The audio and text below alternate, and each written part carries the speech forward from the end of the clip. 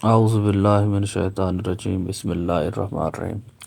تو آج ہم 5 مزید فریزل ورب پڑھیں گے۔ ان میں پہلا ہے سپلٹ اپ۔ جب کوئی شادی شدہ جوڑا الگ ہو جاتا ہے اور اپنا ڈائیورس ہو جاتی ہے تو آپ کہہ سکتے ہیں دے ہیو سپلٹ اپ۔ تو یہ سپلٹ اپ علیحدگی کے لیے استعمال کیا جاتا ہے، بالخصوص شادی شدہ جوڑوں میں یہ زیادہ تر اس کو استعمال کیا جاتا ہے۔ اور دوسرا فریزل ورب ہے اسٹینڈ بائی۔ فوج میں کوئی کہے کہ I am standing by my weapon, تو اس کا مطلب ہے کہ ہتھیار استعمال کرنے کے لیے تیار ہیں۔ کبھی آپ کہتے ہیں I stand by my words, تو اس کا مطلب ہے آپ نے جو کہا اس پر قائم ہیں، آپ اس سے ہٹے نہیں ہیں۔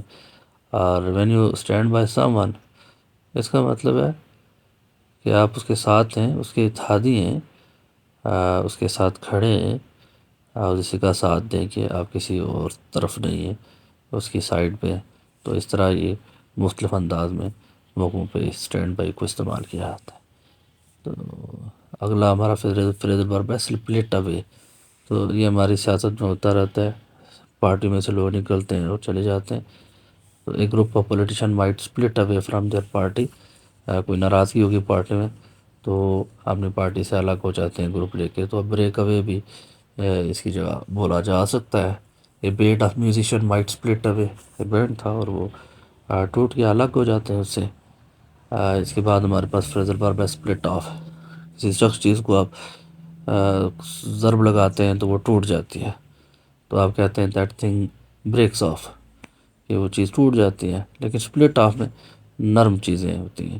آپ نے کیک بنانے کے لیے اس کا ایک آمیزہ تیار کیا اسٹکی قسم کا، اور آپ نے اس میں سے کچھ الگ کر کے ایک دوسری طرح کا کیک بنا لیا، اس سے بناتے ہیں آپ اسے، تو آپ اس نرم چیز کو نرم چیزوں کے لیے استعمال ہوتا ہے۔ ہارڈ چیزوں کے لیے آپ بریک آف کا ورڈ استعمال کرتے ہیں جب وہ ٹوٹتی ہیں، لیکن جو سافٹ ہوتی ہیں جس طرح مکسچر کا میں نے کہا، تو اس کے لیے آپ سپلٹ آف استعمال کر رہے ہوتے ہیں۔ پھر آپ کا فریزل ورب ہے اسٹارٹ آؤٹ۔ آپ شادی کر کے زندگی کا ایک نیا سفر شروع کرتے ہیں، جو اسٹارٹ آؤٹ میریٹل لائف، نئی زندگی ہے۔ اسکول میں فرسٹ ٹائم جاتے ہیں، ایجوکیشن اسٹارٹ ہوتی ہے، بچہ جاتا ہے، جو اسٹارٹ آؤٹ یور ایجوکیشن۔ تو اس طرح کی چیزوں کے لیے آپ اسٹارٹ آؤٹ کو استعمال کر رہے ہوتے ہیں۔ تو آج بھی ہمارے جو 5 فریزل ورب یہاں پہ ختم ہوئے، تو میں امید ہے آپ کو سمجھ آئے گی، سمجھ آ گئی ہوگی، اور ہم اس سے بہتر ویڈیوز بھی آپ کے لیے لاتے رہیں گے ایک نئے انداز میں، تاکہ آپ اس بہتر طریقے سے انگریزی زبان کو سیکھ سکیں۔ Thank you.